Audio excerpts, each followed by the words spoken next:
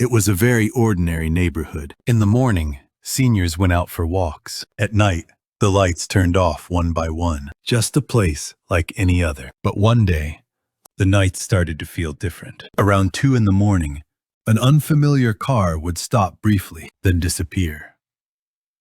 Always near the alley, where there was no CCTV. The next day, the trash would be scattered, as if something had happened that no one saw. The seniors began to whisper. Lately, they didn't open their windows at night. They said the air felt uneasy. But there was one person who noticed the change immediately. A quiet man, always wearing a dark jacket. A regular customer at the small corner store. When you greeted him, he only nodded. No one asked about his past, and he never talked about it. Then one evening, a loud noise echoed through the alley. An elderly man had fallen. Before anyone could react, the quiet neighbor rushed in first. His movements were different. No hesitation. Precise hands. Fast judgment. Too fast for an ordinary person. Someone whispered, "That man, he's not normal." From that day on, people started looking at him differently. Not just a quiet neighbor, but someone who sensed danger before anyone else. No one knows yet who he was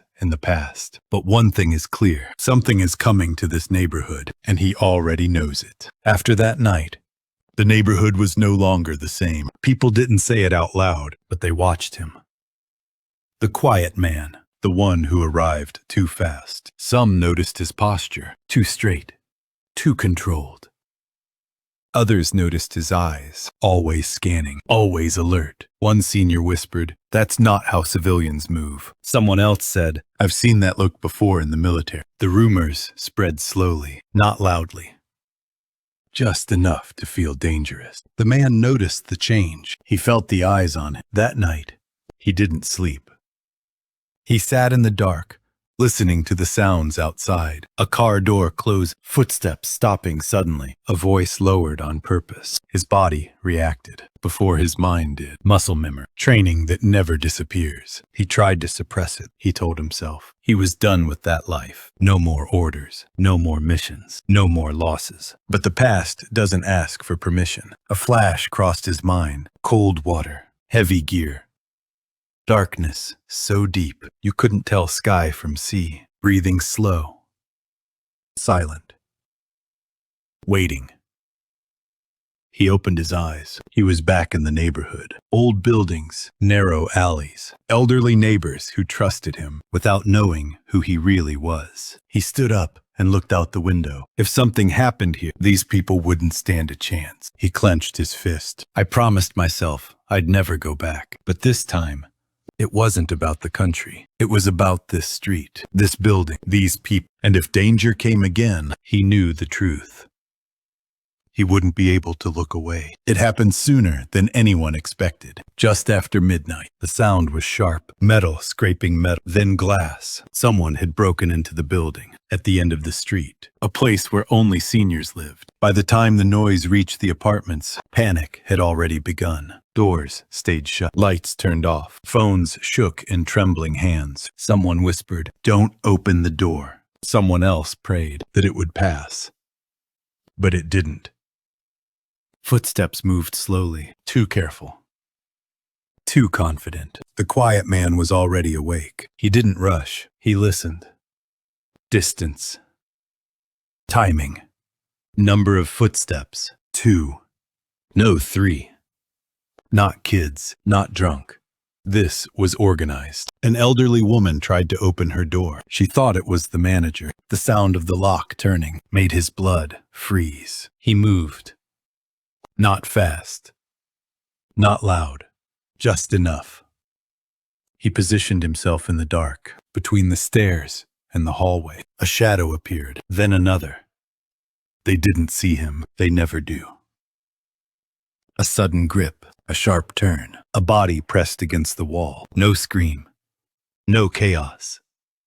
Only silence. The third one ran. The man didn't chase. He already knew. The moment was over. Police sirens arrived minutes later, too late to see anything. The seniors opened their doors slowly. Someone asked, "What happened?" The quiet man simply said, "Stay inside. It's over." But the neighborhood understood. That night, someone protected them. And for the first time, they were sure. This man wasn't just an ex-soldier. He was still a guardian. The next morning, the neighborhood was unusually quiet. No one talked about what happened, but everyone knew. Police cars had come and gone. Questions were asked. Names were written down, but no one pointed at it. Not the seniors, not the shop owner, not even the building manager. They all said the same thing. We didn't see anything. Later that day, a few seniors gathered near the benches. They spoke carefully, like people who had lived long enough to recognize a protector. One of them said, "That man, he stood in front of the stairs." Another nodded. He knew exactly where to stand. A former army sergeant spoke quietly. "I trained men like that." The quiet man passed by. The conversation stopped. He felt it. Not suspicion, respect. An elderly woman called out to him, "Son." He stopped. "You saved us last night, didn't you?" He didn't answer. She smiled gently. "You don't have to explain." He bowed his head. "I was just nearby." But everyone understood. Some people protect with uniforms. Others protect with silence. That evening, he stood alone on the balcony. He looked down at the street. This place had become his mission. Not by orders, not by rank, but by choice. And he knew. If danger ever returned, he would stand there again. That night, the neighborhood slept peacefully. Lights stayed on a little longer. Windows felt safer. Nothing happened. And that was the point. The quiet man returned to his routine. Morning coffee, a short walk, a nod to familiar faces. No medals, no thanks. But the seniors noticed something new. Someone always walking behind them at night. Someone standing near the entrance when it got too quiet. They never asked.